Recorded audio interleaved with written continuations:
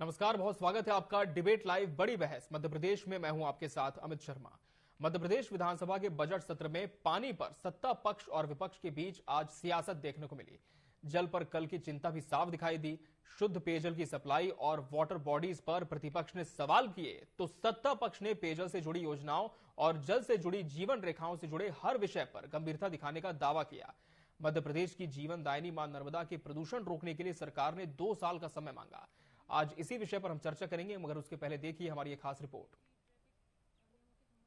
और जब भी प्रश्न आता है तो प्रश्न का एक ही प्रिंटेड जवाब आता था और वो ही जवाब आज ध्यान आकर्षण का आया। देखिए, मुझे लगता है कि मैं परिक्रमावासी हूँ, मैं सारी परिस्थितियों से परिचित हूँ।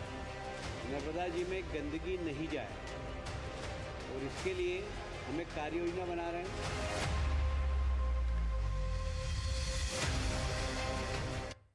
आज सदन में कई मौकों पर जल से जुड़े मुद्दों पर सत्ता पक्ष और विपक्ष आमने सामने आए। नर्मदा नदी में सीवेज मिलने को लेकर सदन में हंगामा हो गया। स्थगन प्रस्ताव पर चर्चा के दौरान एक बीजेपी विधायक ने कहा कि नर्मदा के संरक्षण को लेकर सिर्फ बीजेपी सरकार में ही काम हुआ है। कांग्रेस विधायक लखन घनघोरिया ने कहा कि हाँ, नर्मदा बीजेपी की मानस बेटी है। कि माँ नर्मदा जिनको हम जीवन दायिनी मानते हैं, उनकी भक्ति के साथ हमारा दिन शुरू होता है और भक्ति के साथ दिन खत्म होता है।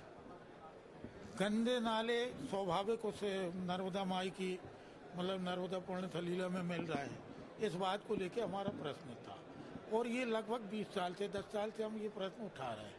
हर बार कहीं आतारंकित कहीं भी विधानसभा नहीं लगी और जब भी प्रश्न आता है तो प्रश्न का एक ही प्रिंटेड जवाब आता था और वो ही जवाब आज ध्यान आकर्षण का आया। वो ही जवाब आया। माननीय मंत्री जी ने बड़ी साहृदयता दिखाई। उन्होंने कहा कि हम 2 साल के अंदर इसको सब सही कर लेंगे, सारी 2 साल में पूरी अधोसंरचना बदल देंगे। नेता प्रतिपक्ष उमंग सिंघार ने कहा, जल जीवन मिशन के कामों में करोड़ों की गड़बड़ी हुई है। इस पर मंत्री प्रहलाद पटेल ने कहा, सभी कामों को पलीता न लगाएं, कोई स्पेसिफिक काम हो तो बताएं। जल जीवन मिशन के कामों में हुई गड़बड़ी की मांग स्वीकार न होने पर कांग्रेस विधायकों ने सदन से वॉकआउट कर दिया। देखिए, मुझे लगता है कि मैं परिक्रमावासी हूँ, मैं सारी परिस्थितियों से परिचित हूँ, लेकिन ये भी इतना ही बड़ा सच है कि प्रतिपक्ष को एक बार जरूर विचार करना चाहिए कि जो भी मां नर्मदा के लिए हुआ है वो भारतीय जनता पार्टी की सरकारों में ही हुआ है और इसलिए अगर कोई कमी बेसी है तो उसे दूर भी हम ही करेंगे।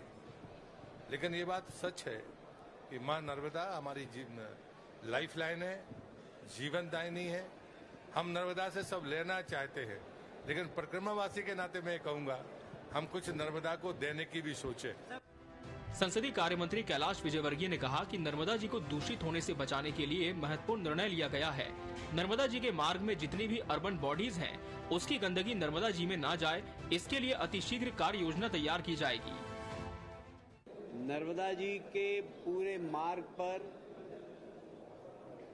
नर्मदा जी मैया के नदी के पूरे मार्ग पर जितने भी अर्बन बॉडीज हैं, वहां से नर्मदा जी में गंदगी नहीं जाए और इसके लिए हमें कार्य योजना बना रहे हैं और आने वाले समय में लगभग 2 साल की हमने घोषणा की, पर उसके पहले करने की कोशिश करेंगे कि कोई भी अर्बन बॉडीज की गंदगी नर्मदा जी में नहीं जाए, नर्मदा जी की पवित्रता कायम रखें। और इसलिए एक बहुत महत्वपूर्ण निर्णय आज हमने लिया है।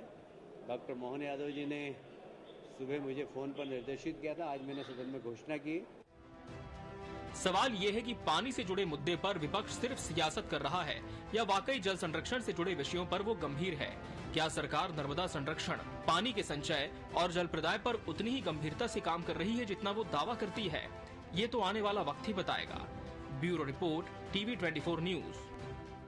और आज इसी विषय पर हम चर्चा की शुरुआत करते हैं, जिसके लिए हमारे साथ खास मेहमानों का पैनल भी जुड़ चुका है। हमारे साथ बीजेपी प्रवक्ता बृजगोपाल लोहिया जी जुड़े हैं। बृजगोपाल जी, आपका बहुत बहुत स्वागत है इस चर्चा में।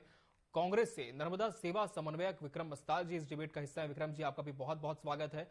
पर्यावरण संरक्षण मित्र डॉक्टर सुभाष पांडे जी भी हमारे साथ जुड़े हैं, जिनसे हम जानेंगे कि सरकार के प्रयास क्या काफी। आपका भी बहुत बहुत स्वागत है डॉक्टर सुभाष जी। ब्रजगोपाल जी, कांग्रेस ने आज सदन में कई बड़े आरोप लगाए हैं। सबसे मुख्य आरोप ये था कि जल जीवन की जो योजना है मिशन की, उसमें करोड़ों का भ्रष्टाचार हुआ है। पहले तो इसकी जांच होनी चाहिए। दूसरी बात कि काफी संवेदनशील विषय है नर्मदा, जो कि जीवनदायिनी नदी है मध्य प्रदेश की, उसके संरक्षण के लिए सरकार ने जो प्रयास किए हैं वो काफी नहीं और केवल भ्रष्टाचार इसके नाम पर हुआ है। और आज संसदीय मंत्री जब ये घोषणा करते हैं कि हम कार्य योजना बना रहे हैं, तो क्या लगता है कि पहले जो सरकार के प्रयास थे वो काफी नहीं थे, इसलिए अब कार्य योजना बनाने की बात कही जा रही है? जी देखिए, पहले तो आपने जो अपना पैकेज दिखाया है उसमें सब दिखाया है। प्रहलाद पटेल जी की जो बात है, माननीय कैलाश विजयवर्गीय जी ने जो कहा है जी, एक बात हम कभी दावा नहीं करते कि जो काम हुआ है वो संपूर्ण काम हुआ है, हमने पूरा काम कर लिया है, नर्मदा जी पवित्र हो गई हैं, स्वच्छ हो गई हैं, ये दावे हम नहीं करते हैं। परंतु संरक्षण का काम भारतीय जनता पार्टी की सरकारों के दौरान हुआ है, ये दावा जरूर करते हैं। और एक और बात करते हैं कि जो लोग आज हम पर आरोप लगा रहे हैं उन्होंने कभी कुछ नहीं किया है। एक प्रश्न आपने पहले किया था कि जो नर्मदा मैया के प्रदूषण से जुड़ा हुआ है, देखिए इतने मैं समझता हूँ इतनी स्पष्ट घोषणा जो आज मध्य प्रदेश के स्थानीय शासन मंत्री माननीय कैलाश विजयवर्गीय जी ने की है कि हम 2 वर्ष तो लास्ट डेट उसकी सुनिश्चित कर रहे हैं। और एक बात आपको और समझना पड़ेगा कि जब भी सरकारें काम करती हैं तो रोज नई चुनौतियां भी आती हैं। ऐसा नहीं होता है कि जितनी जगह से गंदगी आ रही थी अगर वो ट्रीटमेंट प्लांट वहां लग जाएंगे तो इसके बाद जाना खत्म हो जाएगी, कहीं और कोई उद्योग लगेगा, कहीं किसी और शहरीकरण का जो दौर है, कोई कस्बा कोई गांव फिर और विकास करेगा और रोज नई समस्याएं आएंगी। परंतु उन समस्याओं से निपटना जो सरकार की जिम्मेवारी है उसके लिए सरकार सचेत है। और ऐसा केवल एक नहीं है, जबलपुर में सीवेज ट्रीटमेंट होकर वहां का पानी वहां नर्मदा जी में जा रहा है, वहां के नाले का ये परिवर्तन है जो दिखाई दे रहा है।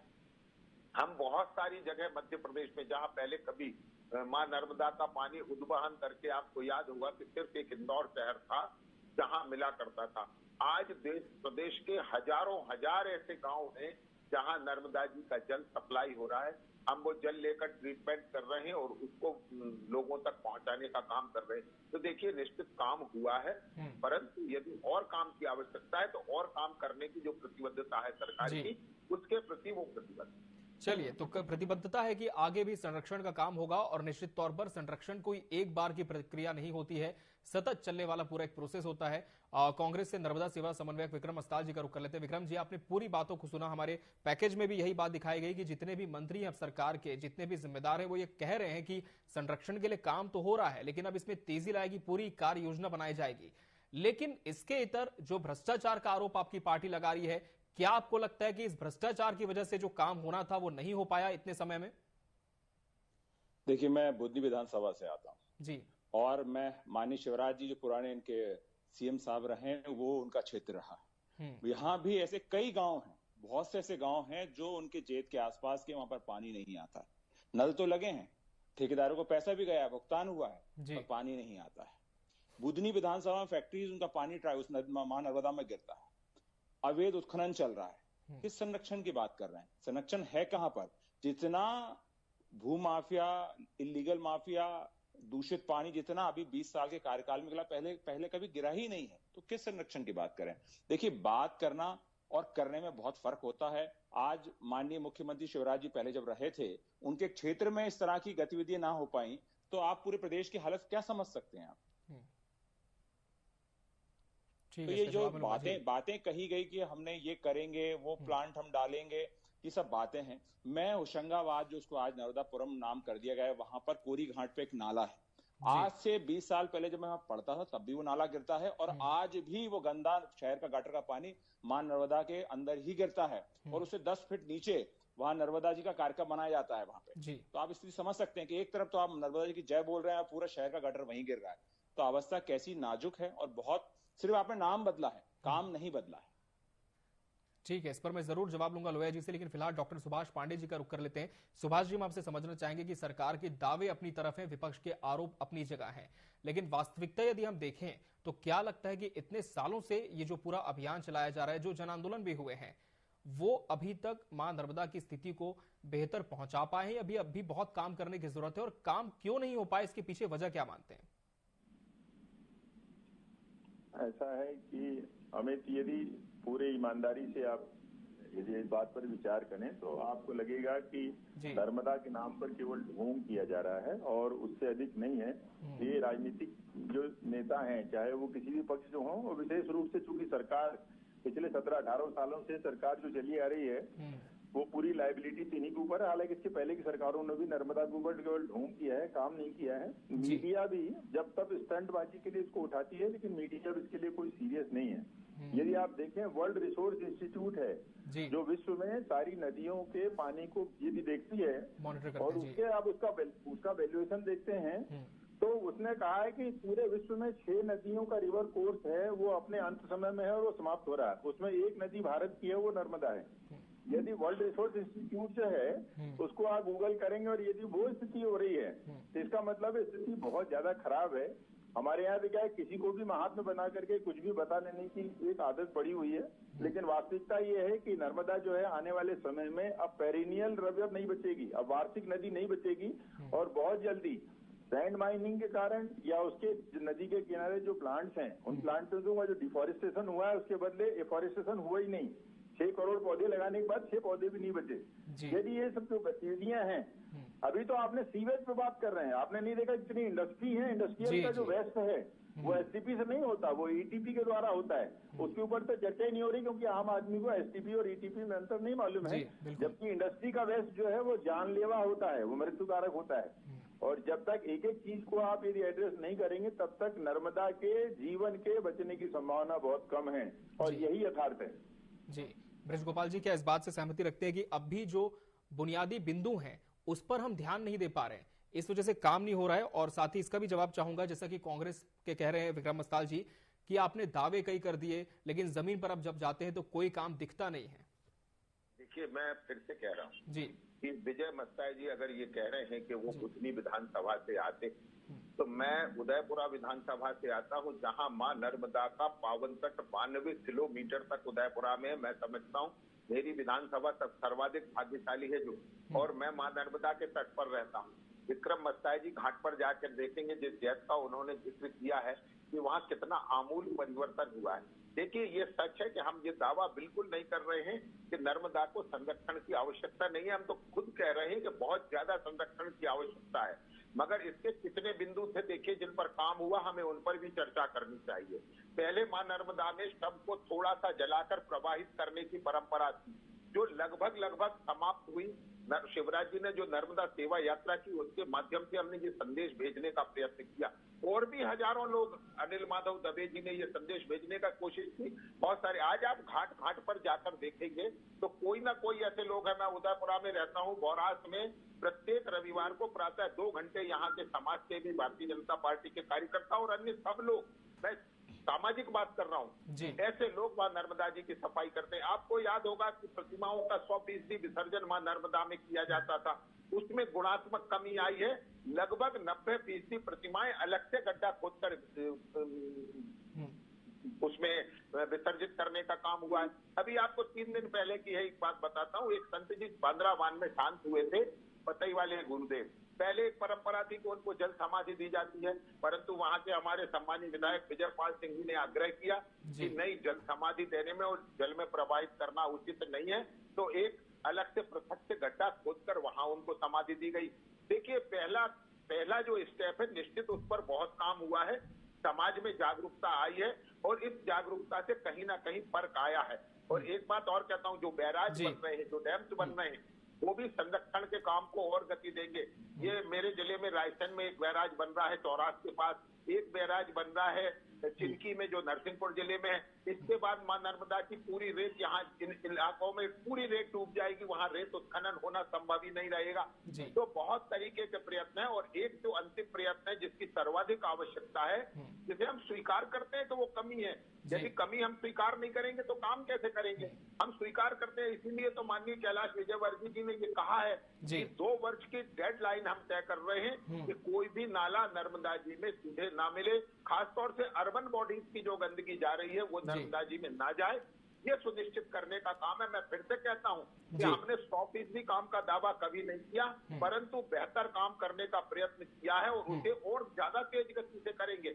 यदि पर्यावरणविदों की कोई चिंता है तो उनकी चिंता को भी समाहित करेंगे, जो पर्यावरणवादी हैं उनकी विशेषज्ञों की भी राय लेंगे, परंतु मां नर्मदा को संरक्षित और पवित्र बनाए रखने की जो बात है उसके लिए जो भारतीय जनता पार्टी और उसकी सरकार का संकल्प है उसे टिकने नहीं देंगे। जी चलिए विक्रम जी, सरकार दावा कर रही कि अब 2 साल की डेडलाइन लेकर चला जाएगा और इसमें कोशिश यही होगी कि जो संरक्षण के संवर्धन के काम है वो पूरे हो जाएं। लेकिन ये 2 साल की जो डेडलाइन है, क्या अब कांग्रेस इस पूरे विषय में स्टैंड लेती है कि हाँ 2 साल तक आप सब्र करेंगे कि क्या काम हो रहे हैं, या फिर अपनी दिशा में भी, क्योंकि निश्चित तौर पर आप विपक्ष तो हैं ही लेकिन मध्य प्रदेश के वासी भी हैं, अपने स्तर पर किस तरह के और काम आप कर सकते हैं ताकि नर्मदा को बचाया जा सके, लोगों को जागरूक किया जा सके और कहीं ना कहीं सरकार के साथ भी इस दिशा में कदम बढ़ाए जा सके?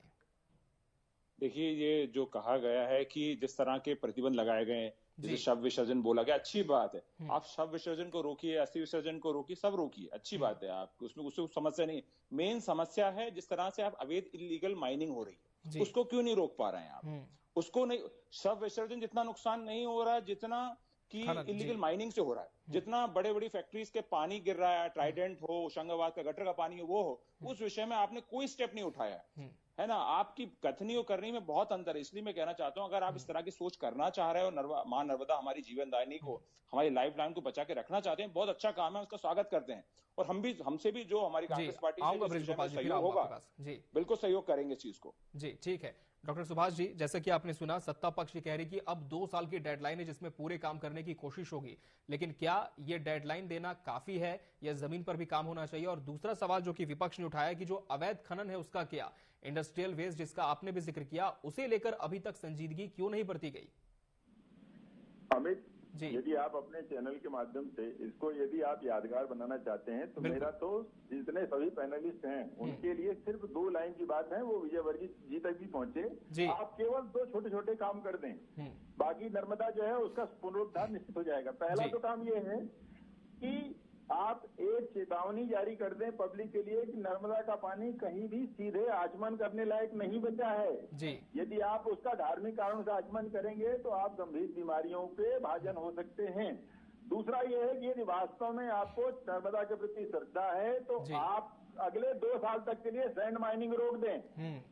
बस इतना सा काम कर दें, आप देखेंगे नर्मदा में बहुत अमूलचूल परिवर्तन हो जाएगा। बाकी काम तो जो हो रहे हैं वो तो दिख ही रहे हैं, या फिर जो है जो बताए जा रहे हैं वो सबके सामने है। सिर्फ ये 2 काम आप एक बार इसको दोहरा दें और इनसे आप ये आश्वासन ले लें कि इन दोनों कामों पर अमल कर देंगे। ये बिल्कुल। ब्रजगोपाल जी, सरकार आपकी है, प्रशासन भी पूरी तरह से कंट्रोल में है, तो क्या अब इस तरह की कोई एडवाइजरी जारी हो सकती है? बहुत ही वाजिब चीज सुभाष जी ने कही है, जवाब दें जी।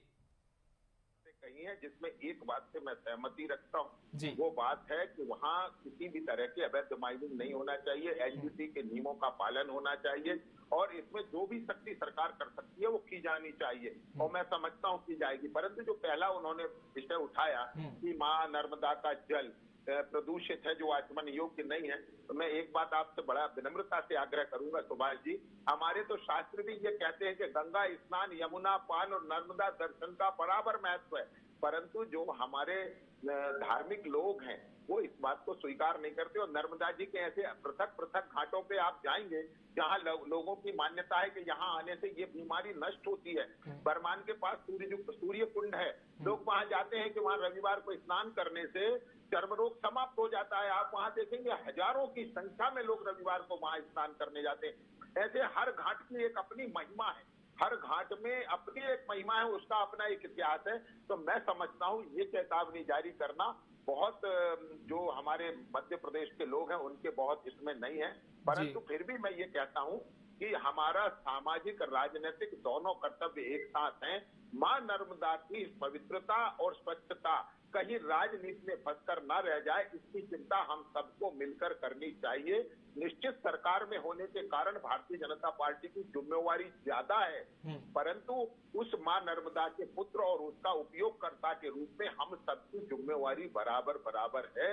मैं ये समझता हूं कि कम से कम इस मामले में राजनीतिक टिप्पणियां नहीं होनी चाहिए। ठीक है, राजनीतिक टिप्पणी नहीं होनी चाहिए, लेकिन डॉक्टर सुभाष जी, जैसा कि आपने भी कहा कि एक एडवाइजरी जारी करनी चाहिए कि डायरेक्ट तौर पर हम इस पूरे पानी का यूटिलाइजेशन ना करें। लेकिन बृज गोपाल जी कह रहे हैं, और निश्चित तौर पर लोगों की अपनी मान्यताएं हैं, श्रद्धा है, लेकिन क्या सिर्फ श्रद्धा से जोड़कर ही इसकी एडवाइजरी जारी होनी चाहिए या फिर कुछ और कदम भी उठाए जा सकते हैं? बहुत सारे कदम उठाए जा सकते हैं। मैं इसलिए आपको आज बड़ी प्रसन्नता हो रही है मुझे, क्योंकि मैं भी इसके दिशा में निरंतर काम करता हूं। वहां मेरी भी विचारधारा उससे मिल खाती है। तो भाष जी जो कह रहे हैं, मैं बिल्कुल ईमानदारी से कह रहा हूं, मैं लगभग कभी साल में एक आध बार नर्मदा के तट पर रहते हुए भी एक आध बार स्नान के लिए जाता हूं, परंतु मैं देखता हूं कि लोगों की किस तरह की आस्था है। ऐसे लाखों लाख लोग हैं जो प्रतिदिन मां नर्मदा का दर्शन करने वहां के तट तक जाते हैं, पुल के ऊपर से दर्शन करके आते हैं। मैं ये आग्रह करना चाहता हूं कि संरक्षण के नाम पर हम श्रद्धा को नहीं कम कर सकते हैं। हाँ, संरक्षण करने की हमारी जिम्मेवारी है, परंतु लोगों की श्रद्धा को ध्यान में रखते हुए। ठीक है डॉक्टर सुभाष जी, संरक्षण के नाम पर श्रद्धा को हम नहीं कम कर सकते हैं, जवाब आपका? हाँ, मैं कह रहा हूँ कम से कम यदि जो मेरे मित्र जो पैनलिस्ट हैं, यदि इस बात पर भी एग्री करते हैं तो आज यहाँ से घोषणा कर दीजिए, कम से कम एक डिक्लेरेशन बीजेपी के प्रवक्ता के द्वारा किया गया कि सैंड माइनिंग अगले 2 वर्षों तक नहीं की जाएगी। यही अपने आप में बहुत बड़ी सेवा होगी नर्मदा की। और दूसरी बात जो एडवाइजरी जारी करने की है, लार्जर पब्लिक इंटरेस्ट में जो वैज्ञानिक चेतावनियां होती हैं वो तो जारी होते रहना चाहिए। उसका धार्मिक आस्था से लेना है। यदि लोगों के हमको भविष्य की, उनके यदि हेल्थ की चिंता है तो हमें चेतावनी देना चाहिए। वो धार्मिक आस्था के आधार पर धीरे धीरे जो लोग समझेंगे वो धीरे धीरे अपने आप को अपनी सुरक्षा में लेंगे। बिल्कुल। विक्रम जी, क्या आप भी डॉक्टर सुभाष जी की बात से सहमति रखते हैं कि इस तरह की एडवाइजरी जारी हो जाए तो बहुत हद तक हम मां नर्मदा को बचा सकते हैं, या फिर कुछ और कदम जो कि सरकार से आप मांग करेंगे आज? देखिए, बहुत से, मैं बिल्कुल सही बात बोली पांडे जी ने, डॉक्टर साहब ने, कि लोग शिक्षित हो गए हैं और लोग इस चीज को समझते हैं। लोगों में मां नर्मदा के प्रति समर्पण की भावना बढ़ रही है और लोग शिक्षित हैं, उसको वैज्ञानिक टेक्नोलॉजी के हिसाब से भी समझ रहे हैं कि अगर इस तरह से दूषित होती रही मां नर्मदा तो उनका अस्तित्व खतरे में पड़ जाएगा। इस तरह की घटनाएं हो, इस तरह के सरकार को कैंपेनिंग चलानी चाहिए और उन कैंपेनिंग से बहुत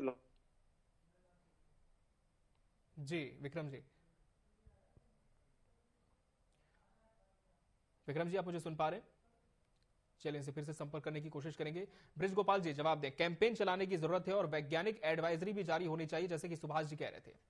बिल्कुल निश्चित कैंपेन चलाने की आवश्यकता है, वास्तविकता है ये। परंतु एक बात जो मेरा अनुभव है वो भी आपके साथ साझा करना चाहता हूं कि जनता में जो विश्वसनीयता हमारे साधुओं की, संतों की, कथावाचकों की, जो हमारे प्रमुख लोग हैं उनकी जो विश्वसनीयता है उसका भी हमें उपयोग करना चाहिए। और वो भी इस तरह की एडवाइजरी करें कि मां नर्मदा में हम फूल, आप अगर हमारे क्षेत्र में देखेंगे तो शादी के पूरे कार्ड भी लोग ले जाकर मां नर्मदा में प्रवाहित करते हैं कि इन पर भगवान बने हुए हैं। तो इन मिथकों को हमें तोड़ना पड़ेगा और इसमें समाज के प्रत्येक वर्ग का सहयोग लेना पड़ेगा। सरकार उसमें निश्चित, क्योंकि सरकार है तो वो धुरी है, परंतु उस धुरी के इर्द गिर्द हमें उन सब लोगों को साथ लेना पड़ेगा जिन जिन लोगों की भूमिका इसमें हम साथ लेकर और जो हमारा लक्ष्य है उसकी प्राप्ति कर। बिल्कुल, और इन सब लोग में सरकार के साथ, प्रशासन के साथ जो विपक्ष है उसकी भी भूमिका काफी अहम हो जाती है। पर्यावरणविदों से भी लगातार बातचीत करनी चाहिए कि इस नेक काम में हम और किस तरह से अपना सहयोग दे सकते हैं और कितना जल्द से जल्द हम मां नर्मदा को पूरी तरह से संरक्षित कर सकते हैं। बहरहाल इस चर्चा के लिए समय हमारे पास इतना ही था। आप तीनों मेहमानों का बहुत बहुत धन्यवाद हमसे इस डिबेट में जुड़ने के लिए और इसका हिस्सा बनने के लिए। इसी के साथ बड़ी बहस डिबेट लाइव मध्य प्रदेश में आज के लिए फिलहाल इतना ही। कल हम फिर हाजिर होंगे किसी बड़े विषय के साथ। तब तक के लिए आप बने रहिए टीवी 24 के साथ। मुझे और मेरी टीम को दीजिए इजाजत। नमस्कार।